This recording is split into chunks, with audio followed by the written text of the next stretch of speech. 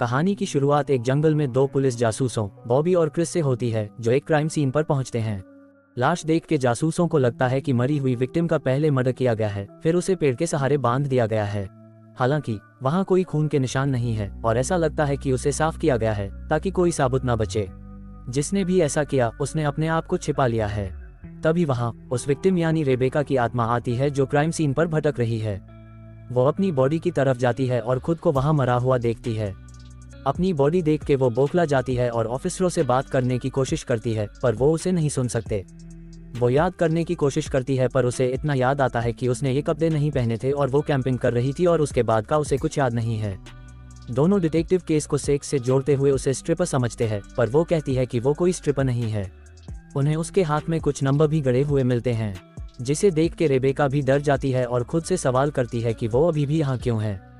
तभी वहाँ कैरोल नाम की शेरिफ आती है, जिसे बॉडी की खबर सबसे पहले मिली थी, पर वो डिटेक्टिव उसे कुछ नहीं समझते और उसे कॉफी लेने भेज देते हैं।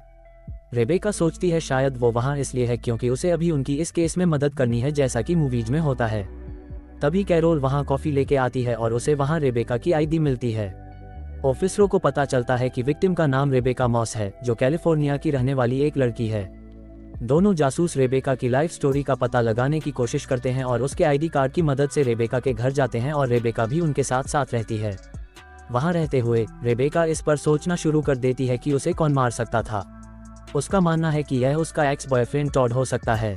जैसे ही दोनों जासूस को उसके घर की छानबीन करते हुए उसके घर पर उसका वीड का स्टेश मिलता है और उसके घर को देखते हुए वो सोचते हैं कि वो एक वेट्रेस और बारटेंडर होगी, पर रेबेका उनकी बकवास सुनते हुए बोलती है कि वो एक फ्लेबोटॉमिस्ट थी। तभी उन्हें रेबेका का लैपटॉप दिखता है, जिससे उन्हें उसकी सबसे अच्छी दोस्त क्रिस्टीना के बारे में पता चलता है। दोनों डिटेक्टिव उससे मिलने का फैसला करते हैं। क्रिस्टीना के घर पर क्रिस्टीना ने जासूसों के सामने एक्सेप्ट किया कि रेबेका के इतने फ्रेंड्स थे कि वो कभी 48 घंटे से कम अकेली नहीं रही है। आखिरकार क्रिस्टीना ने टोड का जिक्र किया, जो बेकी के लिए बहुत खुशी की बात थी, जिसे सुन के वो घर में नाचना शुरू कर देती है। फिर उन दोनों जासूस के साथ रेबेका भी टॉड के बार में पहुंचती है। रेबेका को भी उस पर पूरा शक है। डिटेक्टिव उससे पूछते हैं कि उसने लास्ट टाइम रेबेका को कब देखा था, तो वो बोलता है कल रात को वो बार में आई थी और शराब पी के अपने कपड़े उतारने की कोशिश कर रही थी ताकि उसके बिजनेस में असर पड़े। वो उसे बताते हैं कि वो मर चुकी है, जिससे वो उन्हें बताता है कि उसने उसे कल रात को मैसेज में एक फोटो भेजी थी, जिसमें वो उसे मिडल फिंगर दिखा रही थी और उसने उसके रिप्लाई में 3 खोपड़ी की इमोजी और मैसेज में उसे कुतिया कहा। रेबेका बोलती है कि वो फोटो उसने उसे गुस्से में भेजी थी और वो एक सन की स्टॉकर है जो उस पर शक करता था और उसे स्टॉक करने के लिए उसके फोन की जियो लोकेशन का इस्तेमाल करता था। उसे पूरा भरोसा है कि उसने उसकी लोकेशन पर आके उसका रेप किया और उसे मारा। डिटेक्टिव उससे पूछते हैं कि उन दोनों ने ब्रेकअप क्यों किया।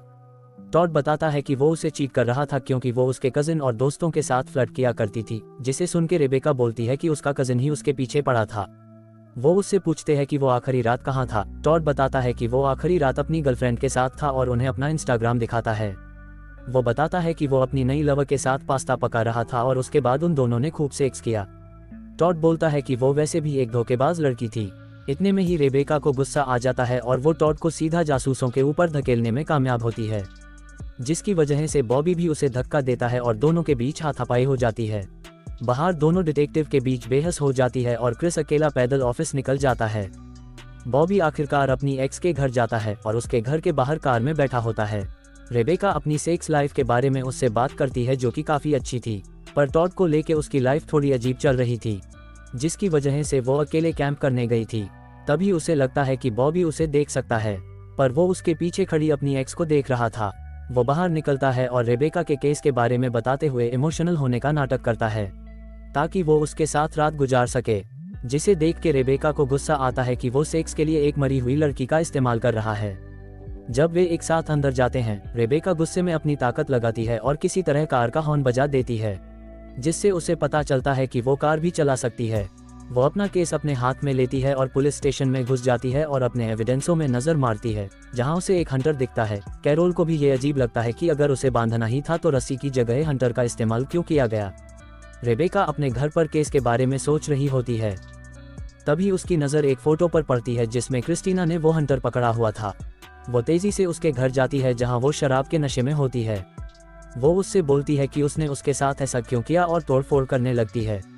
नशे की हालत में उसे कुछ समझ नहीं आ रहा होता, पर तभी उसका छोटा भाई चेद आता है। वो उससे पूछता है कि क्या हुआ। वो उसे बोलती है कि वो नशे में है और थोड़ी सैड भी है। फिर वो उसे अपने कमरे जाने को और उसका बेहुदा वीडियो गेम खेलने को बोलती है। चेद भी उसे बोलता है कि वो भी दुखी है, तो क्रिस्टीन बोलती है कि 8 साल की दोस्ती अलग होती है और एक स्टूपिड क्रश होना अलग होता है। रेबेका चेद का पीछा करते हुए उसके रूम में जाती है, जहां वो देखती है कि वो एक फीमेल कैरेक्टरों के साथ एक अजीब वीडियो गेम खेल रहा होता है। रेबेका को कुछ समझ नहीं आ रहा होता कि क्या चल रहा है। वो उसे चैट करते हुए देखती है, जिसे देख के वो हैरान हो जाती है कि एक छोटा लड़का लड़कियों के लिए कैसी कैसी बातें सोच सकता है। अगले दिन वह कैरोल को भेजे जाने वाले सबूतों के एक पूरे ढेर को इकट्ठा करने में कामयाब हो जाती है, जिसमें एक गेमिंग कंट्रोलर भी शामिल है जिसमें वही नंबर लिखा हुआ होता है जो उसकी डेड बॉडी के हाथ में लिखा हुआ था, और साथ ही और भी बहुत सारे सबूत थे। सभी सबूत हाथ में होने के बाद उसे न्याय दिलाने का काम बस अब कैरोल के हाथ में था। काम खत्म हो जाने के बाद रेबेका बाहर बॉबी से मिलती है और कहने की कोशिश करती है कि जब वो छोटी थी तो वो हॉरर स्टोरीज या मर्डर की कहानियों से ही डर जाया करती थी, पर आजकल के बच्चे इसे फनी समझते हैं। वो ये कहती है कि कॉनिन 16 साल के बच्चों को लड़कियों के खिलाफ भड़का रहा है और उन्हें कैजुअल वायलेंस सिखा रहा है। वो ये भी कहती है कि उसके और चेद के बीच कुछ पर्सनल भी नहीं था। रेबेका उसे बोलती है उसे इन सब के पीछे जो कोई भी है उसके बारे में इन्वेस्टिगेट करना चाहिए। तभी क्रिस वहां आता है और उससे पूछता है कि क्या हुआ। बॉबी उसे बताता है कि वो इन सब के पीछे के शैतानी दिमाग के बारे में सोच रहा है। ऐसा लगता है कि रेबेका की बातें उसे सुनाई दे गई है, और जैसे ही वो वहां से निकलती है ऐसा लगता है कि वो सीढ़ियां चढ़ रही है और उसकी आत्मा का शरीर चमकदार डस्ट पार्टिकल में टूटकर हवा में मिल जाता है।